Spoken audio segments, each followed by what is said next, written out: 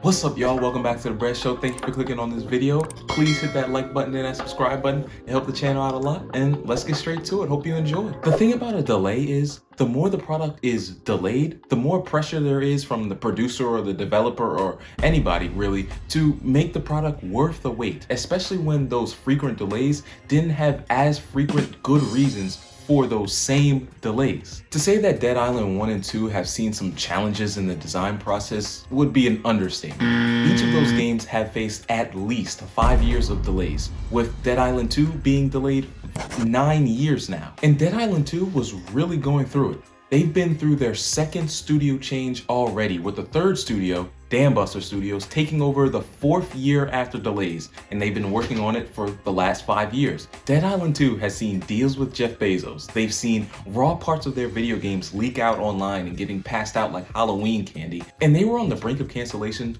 just last year.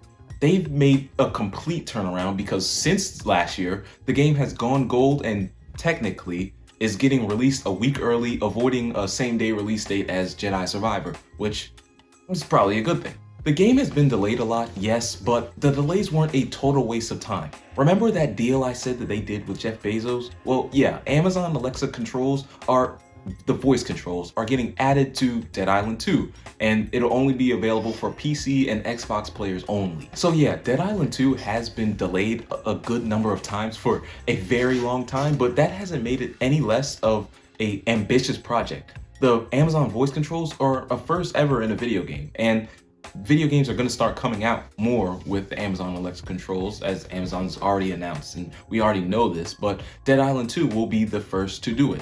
I wasn't really that worried about all the Dead Island 2 delays and stuff.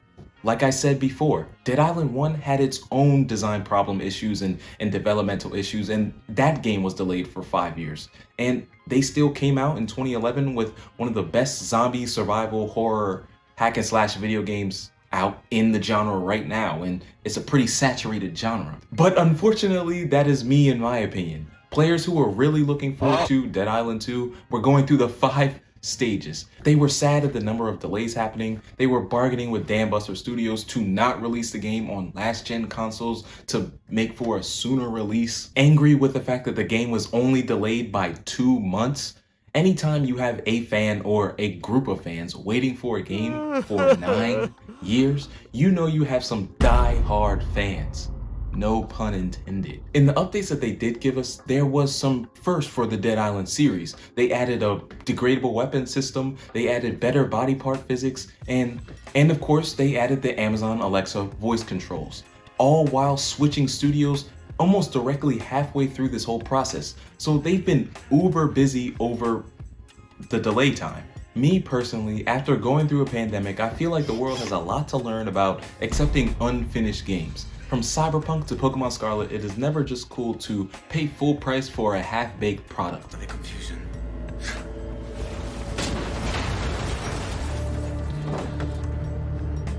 And while some games are bound to have problems during the opening weeks, some of those problems can be too much to expect players to just deal with. So pushing back a game 2 or 6 months to polish it is totally understandable.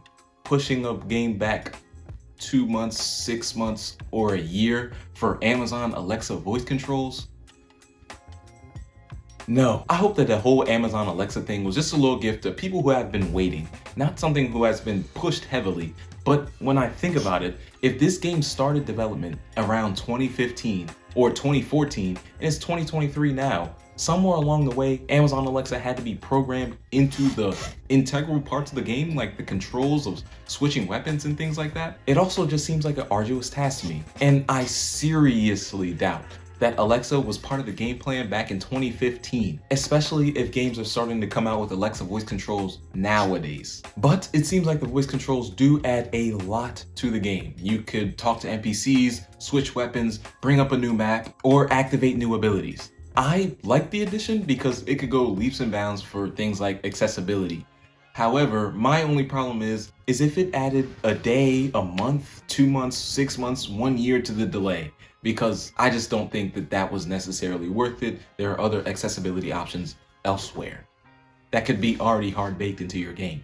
Not a lot of people remember this or even knew the fact that Dead Island 2 was on the brink of extinction last year, which when I read that at first, I thought I was tripping because a game that's on the brink of extinction 1 year, for 1 year later for it to go gold and release technically a week early is a pretty big turnaround. Almost a total waste of a project and almost a total waste of an already 8-year delay wait. And the final cherry on top, you know that your game has been through development hell. If there's a leak so egregious that gets out that it's an unfinished, low-grade playable version of your game. They were on Reddit and Steam handing it out like a GBA emulator, like a Mario Kaizo hack. But at the end of the day, I hope that the Dead Island 2 fans and the Dead Island fans in general are happy. Y'all have been getting more leaks than information from the original sources. Y'all have been getting more delays than studio changes. Dambuster Studios is not as big of a studio like Ubisoft, who has their own delays, but Dambuster Studios has proven that their delays are worth the wait a lot of the times. It actually comes out today, so I'm gonna be playing it later on. It's kind of crazy that the wait has been 9 years though.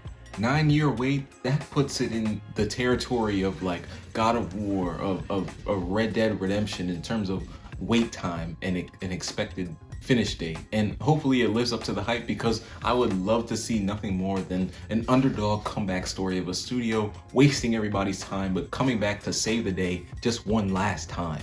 But yeah, that's all I have to say about Dambuster Studios and Dead Island 2. If you like this video, please leave a like. If you have something to say, leave a comment. Also, if you stayed this long, consider subscribing. I have a lot of other videos just like this. I'm back from my break. I didn't upload on the past 2 Wednesdays, and I didn't upload on the past Friday, but we're back now. We're better, growing. And yeah, love you guys. Give inspiration in all you do, and peace out.